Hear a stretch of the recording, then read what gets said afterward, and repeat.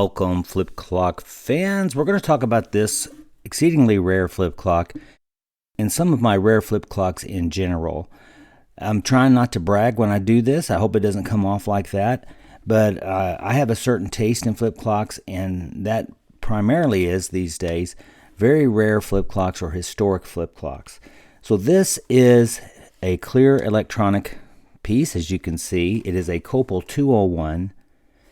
And it's clear almost for sure because it was probably a prison flip clock. Now, you may know that prisoners in the United States, very often, if they have electronics, they have to be clear so they can't hide contraband in them. And there's all kinds of clear appliances. You've got clock radios, televisions, you name it, it's going to be in clear. So why is this one not found? And you can challenge me on that. You can look for this, and almost for sure you're not going to find another one. So first of all, the Copal 201, which is what I believe is the clock that really got it started in the United States. It showed up in advertisements in 1967, and it was a flip clock, I believe, that made the first splash in the United States. It wasn't Japan's first flip clock. That would be the Copal 101. Now, I have several Copal 101s. This one happens to be a very rare, which I believe is the first iteration of flip clocks from Japan. It would be the Copal 1. You know, many of you know that the motors are designated Copal 2. This has a different mechanism. We're not talking about that today. I've got another video about that. This came out in Japan first, but this really showed up in the United States and made the splash. So why are there not more of these? I want to talk about that and see what you think about it and see if you agree with me, so you can talk about it in the comments. But just a little bit more about my rare flip clocks. And again, hope this doesn't come off as bragging. So when I say this, I'm hoping somebody out there will challenge me and correct me. First of all, I think I have the only full collection of Seth Thomas cube clocks. That took me years to assemble. So that's it. That's all the four colors of the Seth Thomas cube clock: blue, white, wood grain, and yellow.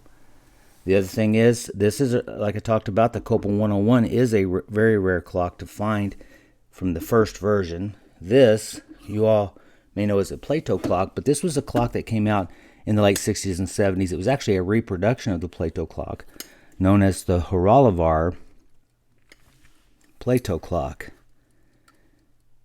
The reason this is so rare is, if you look online, if you ever see these, it almost always has a cracked base or bottom. Almost always. When I found this one, I couldn't believe it. So this is very rare to find these, and that's probably why they did not do very well. And the guy who made them, Charles Terwilliger Jr., he had to quit trying to sell those. He probably had a lot returned because of the tendency for this bell to crack. So back to this what I believe is a prison flip clock. It's just very cool, of course, and you can see in here, you can see the workings, but you see the covering on the tubing. That's a varnished fiberglass tubing. That's how you know it's very original. The other way is these crimped nuts.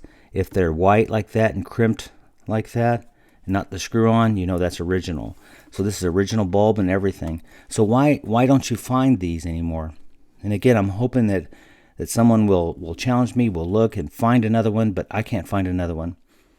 Why don't you find these? Well, I went to online sources to hear from prisoners, and basically regarding these kind of things, most solid cons, they say, when they leave prison, they're not taking that stuff with them, and second of all, they're going to give it to one of their friends. And when they leave, they're going to leave the past behind. So likely, this clock or clocks like this lasted until the motor quit working. Well, once it stops working, it's going to get thrown out. So don't know where this came from, don't know how it came to be. I do know I bought it myself on eBay. It's in rough shape.